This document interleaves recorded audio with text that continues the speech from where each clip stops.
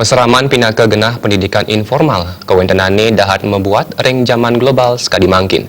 Peseraman sane sampun wenten ring mekudang-kudang desa Pekraman ring Bali, keturek sain kirang ke urat tiang pemerintah.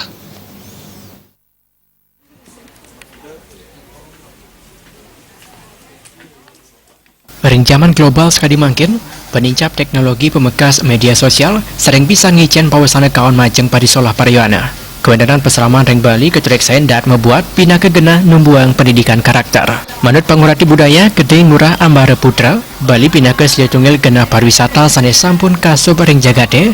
Saya kewendanan peseraman keturek sain presidennya ke kelestarian kabudayaan Bali sane berdasar antuk agama Hindu. Peseraman kewendanane daat membuat kelaksana yang ring desa Pekraman kantos ring banjar-banjar. Selami puniki operasional peseraman wanda ngandelang donatur kemantan. Pemerintah menerapan antuk angge sanempai ketan kaptiang mandengnya tangang anggaran majang peseraman.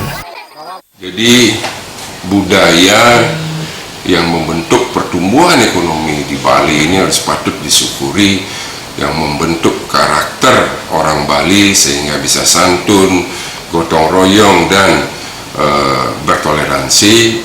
Ini tidak hanya dilakukan oleh swadaya oleh masyarakat Bali, tapi kami harapkan pemerintah bisa turun tangan membentuk peseraman-peseraman dengan membantu dalam bentuk anggaran yang